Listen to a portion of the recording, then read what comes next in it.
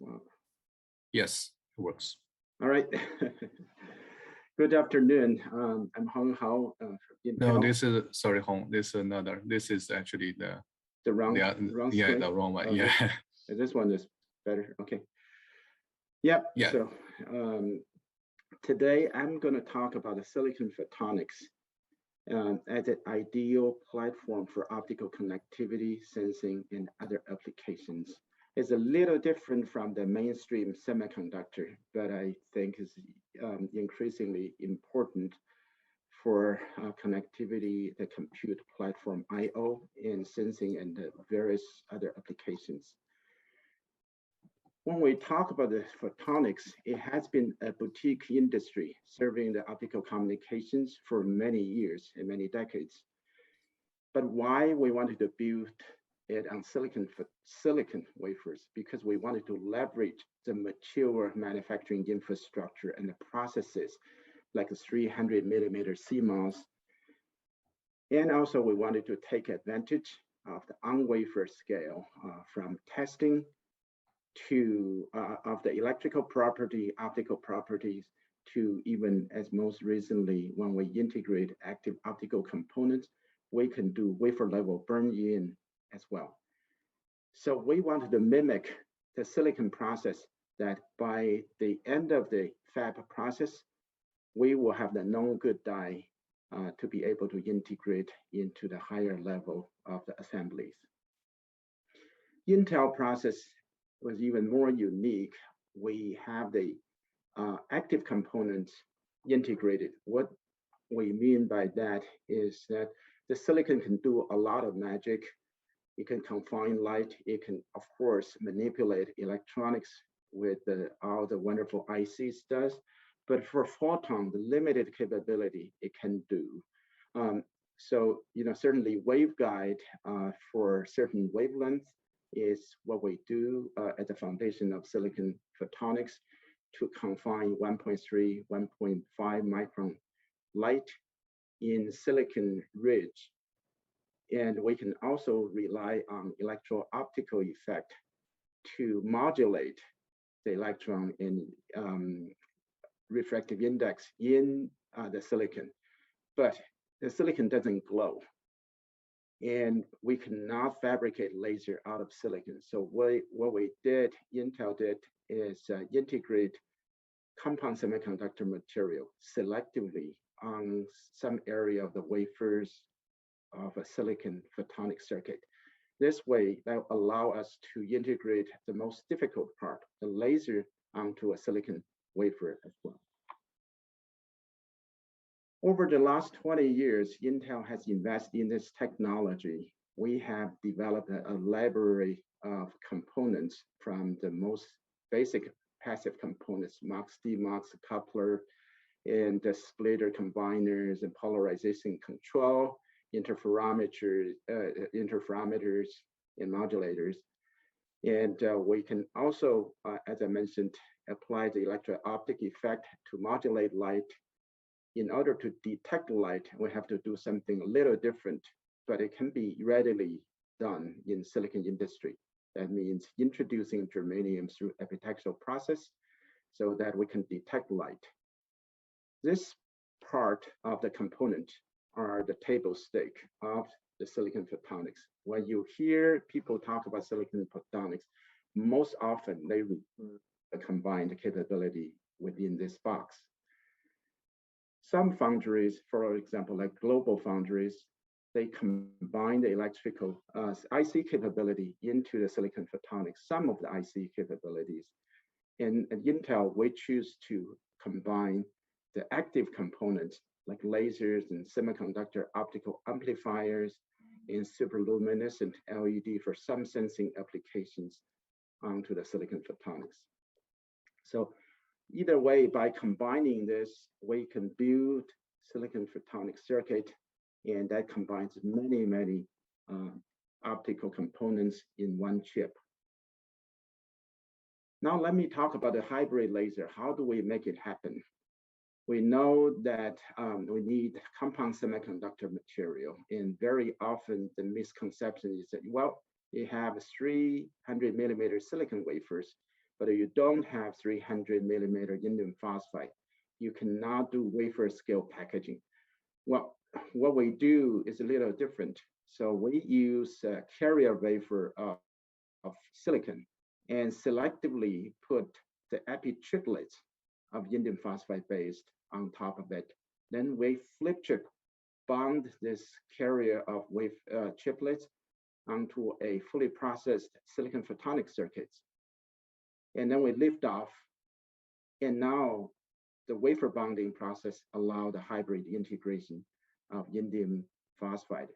In reality, it's indium gallium arsenide, indium phosphide quantum well structure on top of the silicon photonic circuit. Then we do subsequent processing to make sure that the electrical interconnects is introduced to indium phosphide.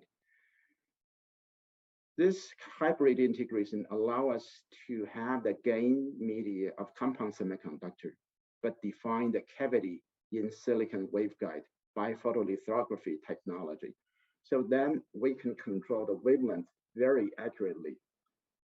The chart on the right-hand side shows 8 different lasers using 8 different epi structures and but a different cavity length, and we are able to do CWDM, and the performance of laser was amazingly good because this quantum well material has a block of silicon behind it for thermal conducting. So we're not only able to dial into the wavelength, but we are also able to achieve very good over temperature performance, like from ambient temperature 20 degrees centigrade all the way to 150. And the reliability test has been excellent as well. And now we have deployed millions of optical transceivers made of this hybrid lasers. Our reliability is really industry leading, 2-fit. So that's just amazing. The reason for that is we know the reliability for transceivers almost always traces down to lasers, but because of mature process of silicon processing, that gives a much higher consistency and the controllability on the device facet than a 3.5 compound semiconductor fab can do. We have lasers. What about photodetectors?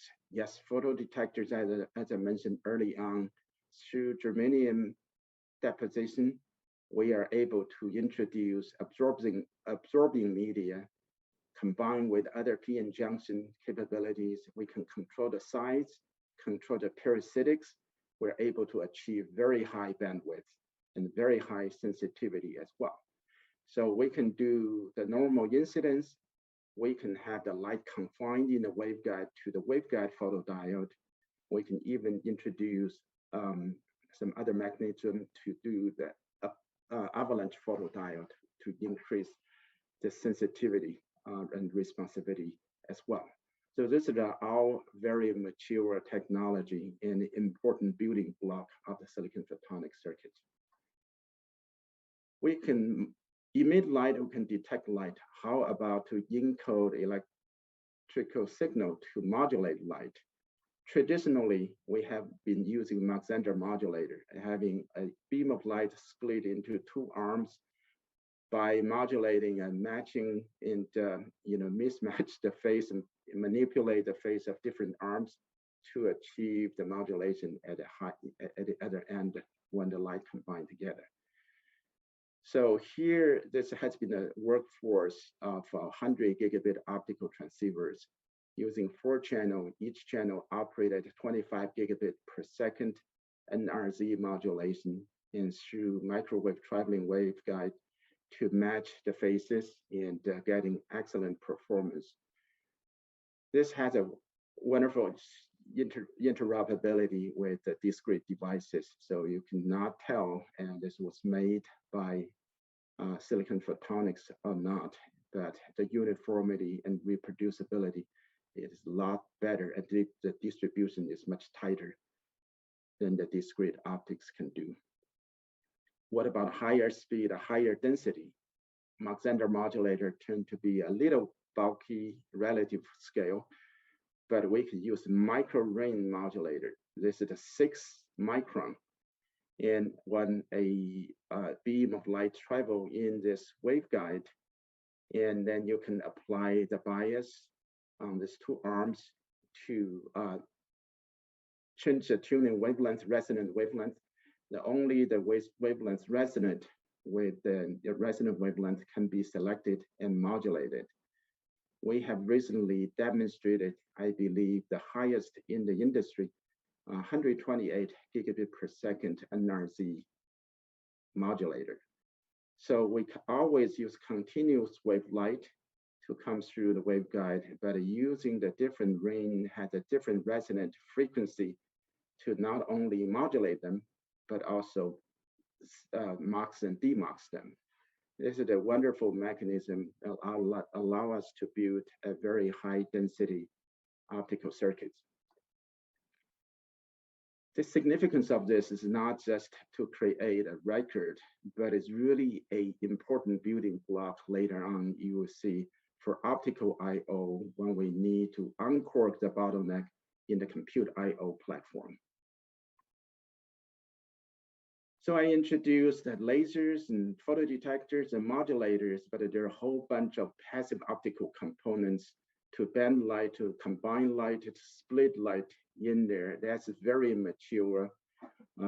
Usually in all the silicon photonics foundries, they have PDK mostly on this part, but very few of them really have these strong active components. And I know only one or two, they have some basic electrical functionality can be combined in the wafer.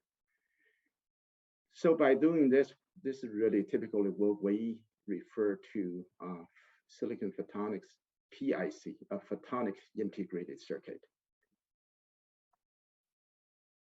We continue to improve the process to integrate all this functionality, like hybrid lasers and SOA, semiconductor optical amplifiers, modulator, we talked about that, optical passives, and we can integrate some basic electrical passives like capacitors and resistors, and germanium photodetectors and waveguide detectors. Those light can be coupled in and out through passive alignment with a V groove. That's a part of our process as well.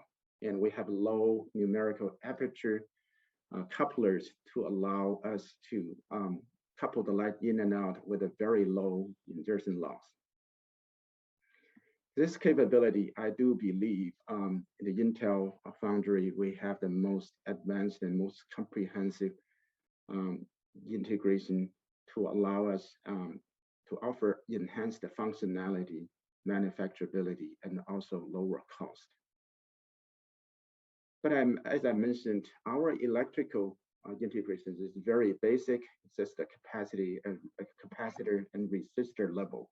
How do we do the integration? So we use a hybrid advanced packaging. For example, we can have the transmitter driver flip chip bonded on top of photonic circuit. We can do the same thing on receivers, and it's probably even better that the silicon is transparent to 1.3 micron wavelength, and we can introduce the light through the backside and to have the dome lens formed on the backside of a silicon and to collimate light and make it a higher coupling efficiency into fiber.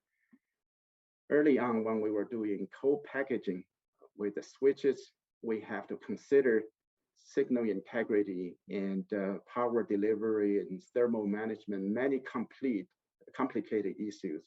Fortunately, at Intel, we have very advanced packaging technology for multi-die 2.x-D and 3D packaging.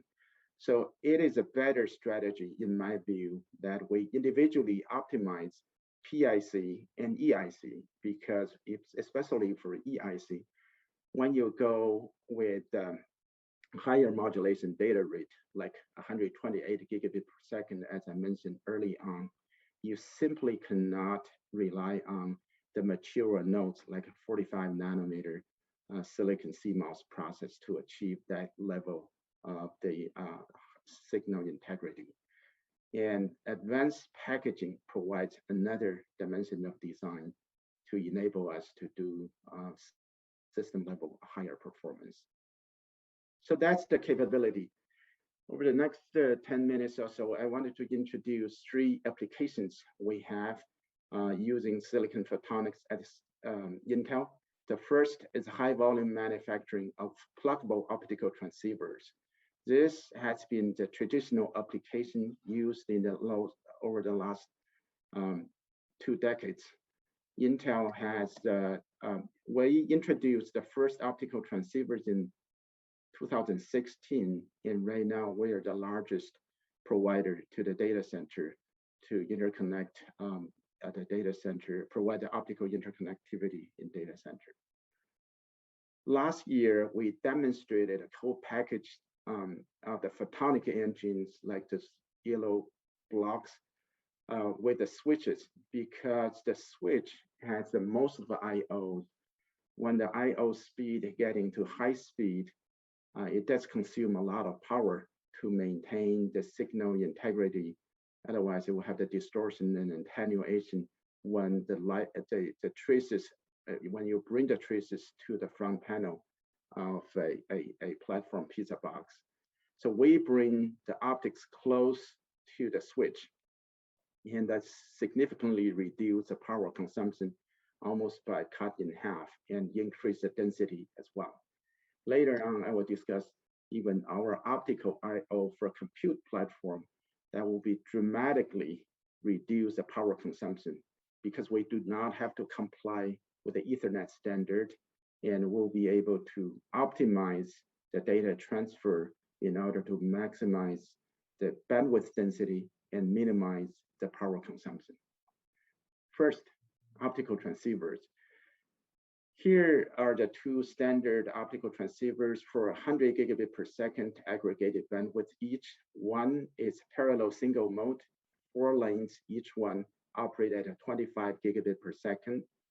The other one is a CWDM4, 4 lasers combined together, transmit over 1 fiber for transmit, return in another fiber for receive. So that's give you another the 100 gigabit per second option. So this has been the mainstream to power to match up with the 3.2 terabit switch in data center over the last 4 or 5 years. The industry has quickly transitioned over to 400 gigabit Ethernet connectivity to match up with the radix of 12.8 terabit Ethernet switch. And we have been in the volume production for a couple years, but here the fundamental difference is we use a PAM4 modulation instead of NRZ. But this is such an important foundation. Once you can get one laser, they tuned in, so we can scale up the bandwidth by adding more lasers in the packaging. That's what we did for 800 gigabit DR8. We're simply using 8 lasers. It can be 2 by CWDM4s, or can be 8 by the same wavelength laser parallel single mode. Industry needs both standards. What about a higher data rate than that? Yeah, the industry is rolling out a standard for 1.6 terabit per second pluggable optical transceivers. It's just amazing to imagine that we have been largely using the same form factor to increase the data rate from 25 gigabit per second to 100, 400, now 800 gigabit is still largely the same form factor. So the density is improving, but the power improving is sublinear, but it's not disruptive. Here's one example of 16 channel, each one operate at 100 gigabit per second. This is for co-packaging, and I mentioned about a co-package with switch. Each one of them is a building block of a photonic engine. And so we got 16 of this that can match up with 25.6 terabit switch. And if I get 8 of them, that's match up with the 12.8T switch. Here is exactly the demonstration we successfully made. I believe it was the industry first at the time as well. So what you see here is 8 photonic engines populate around a 12.8T switch die underneath this cover. And they are all individually cooled. And so, but this is really the strategy, as I mentioned here, the optical I/O port on the front panel, but bring the fiber optics and bring the silicon photonics close to the die to reduce power consumption and also to increase the density. So we can definitely expect that when the industry goes to 51.2 terabit, 100 terabit, 200 terabit, you can only expect that the capacity will go up, not going down. And they will run into a power wall, they will run into a the bandwidth density wall. And this co-packaging strategy will come in play. This is always a little chicken and egg situation when the industry wanted to see this is doable and the ecosystem is available in order to adapt this strategy. So we took the first move and demonstrate to the industry that this is totally doable, and it has sparked a lot of discussions.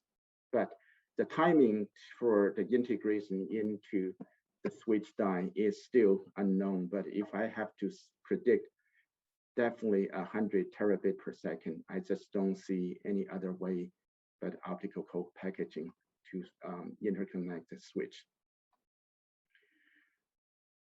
The last application for the optical interconnectivity is for I/O of the compute platform. The problem statement is that we can definitely getting aggregated compute power increase by adding more nodes, but you start getting diminishing returns. The reason for that is the choke of the I/O, and along with it, some other things. Latency is definitely one major problem. For example, here, by adding more nodes, you're getting the utilization as low as 20%. But in the meantime, you increase the cost and power consumption by 100%. So you really get a very little return on this. And that's why the latency is important.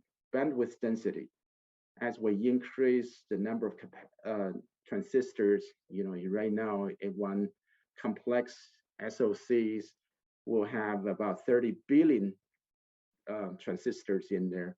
And that number also is going to continue to go up.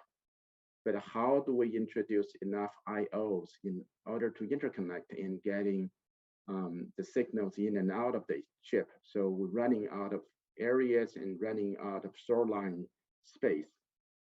Power, right now, is still somewhat manageable.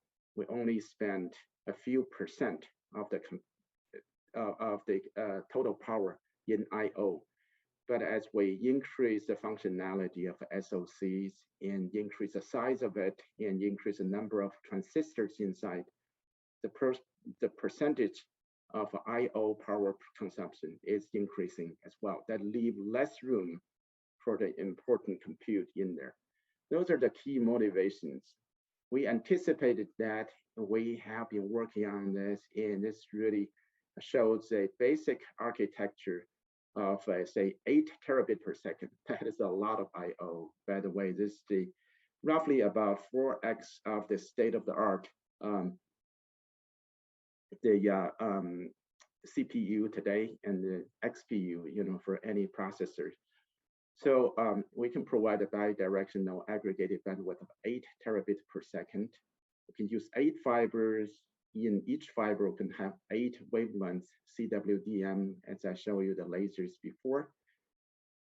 If we modulate each signal lane at 64 gigabit per second NRZ, you can run the calculation that gives you the aggregated bandwidth of 8 terabit per second. We have demonstrated in all the key building blocks, and we're in the process of getting them integrated And our first demonstration is going to be early 2023 for this. How do we bring the I/O to XPUs to provide the interconnect? We at Intel had an EMIB, embedded multi-channel interface bridge, to basically getting a low-speed parallel signal out and through an EIC circuit, which will have the SerDes, modulator drivers, and TIA, and some clock and microprocessors to drive the multi-wavelength lasers in this chart, like here, the lasers and the semiconductor optical amplifiers and the ring modulator here and germanium photodetectors. So the EIC is a chip on top of it, and electrical ICs is beneath it. This is 3D packaging, and the power delivery can be done on the PCB beneath the electrical IC. So this is the same integration architecture we have done with a co-packaged switch back in 2020. And this is a proven technology to us. So what to expect with this level of integration?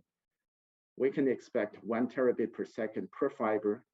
So now if we use 8 fibers, that will be 8 terabit per second.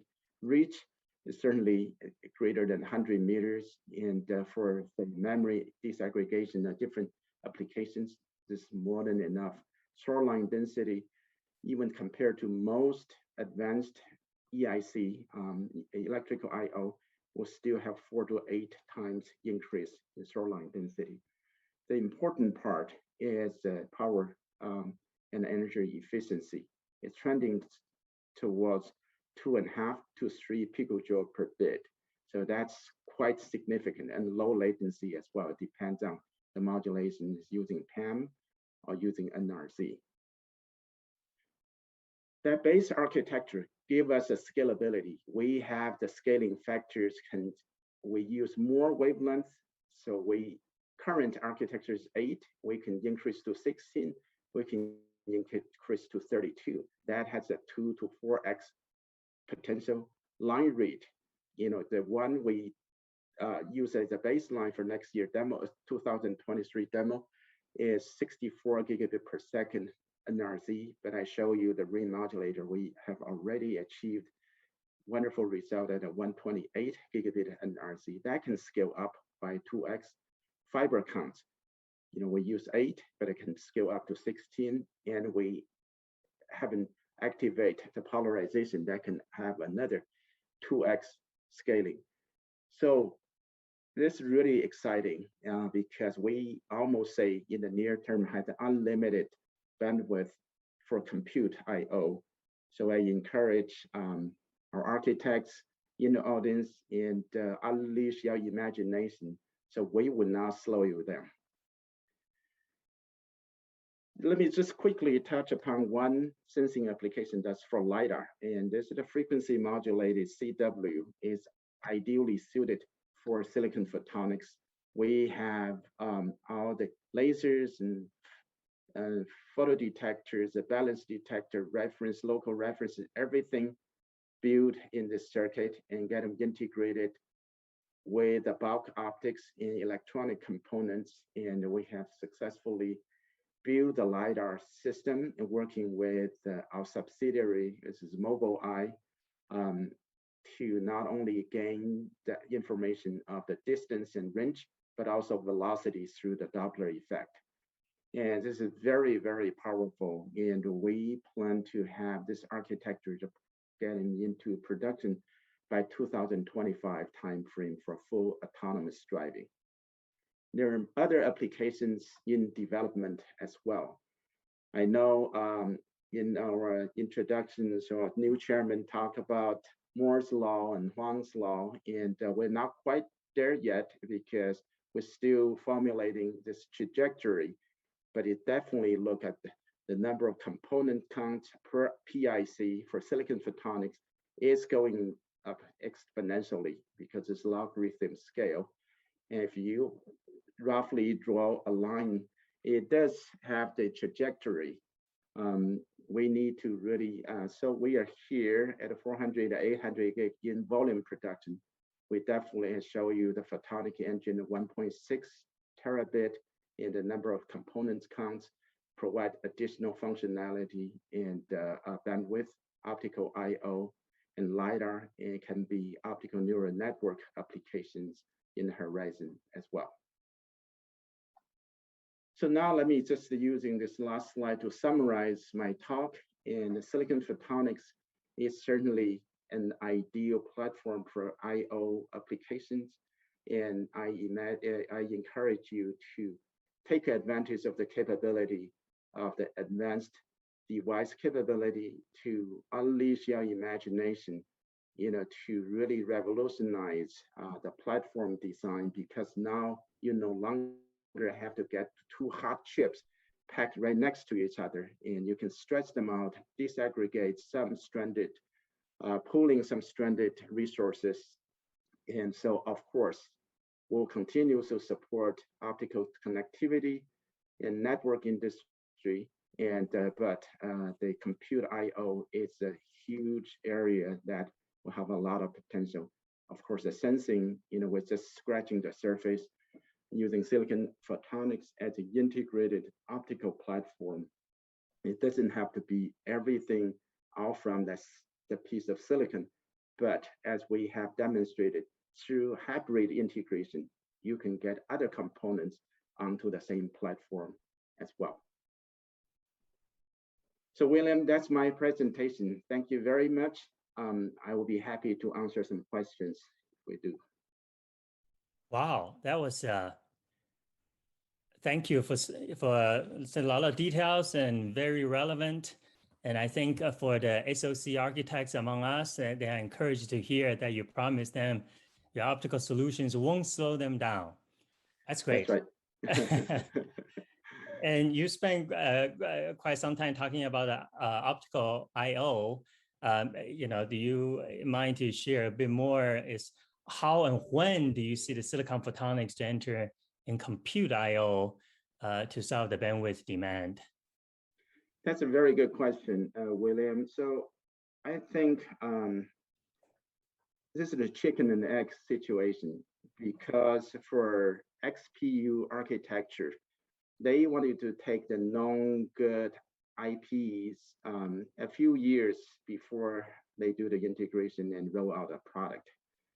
So they wanted to typically take the low risk approach in designing the optical I/O hub. And so right now it's just getting the attention. I feel like almost you wanted to sell the first $150,000 worth electric car to the industry. You say, hey, I have something working. This thing may look cool and sexy and maybe futuristic, but I don't need it now. And so I think once they understand the electric vehicle is not only an alternative to the combustion engine, but it offers a lot more capability for future integration, their view started turning. I see that the optical I/O is that at that inflection point, because they see this is very real, it's totally doable, and it doesn't add additional cost. And compared to a lot of solutions they are doing right now, to get around where the challenges on the choke of electrical I/O, they are getting increasingly convinced that this will be an excellent solution. I will imagine probably the first adoption can be as early as 2023.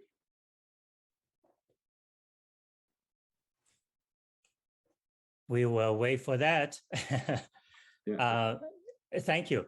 Thank you for that. If I may explore something at a higher level, I know you joined Intel about 3 years ago, something like that. Mm-hmm. And one of our Casbah's friend, Pat Gelsinger, joined a few months ago? Yes. Pat, right. He was here as our keynote speaker a few years ago.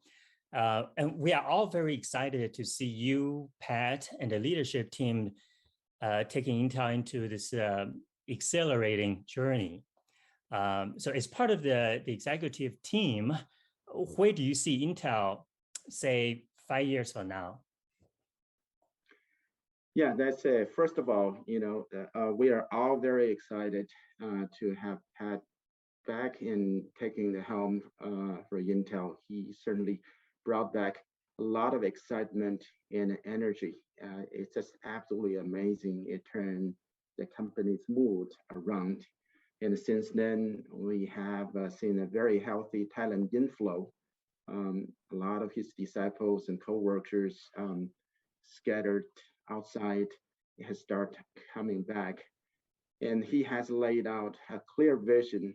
It's not going to be a quick fix because honestly, we have been just too comfortable for too long. But the vision he laid out, I believe, will put Intel in the forefront again. So I do share his same belief that the best days for Intel is still to come.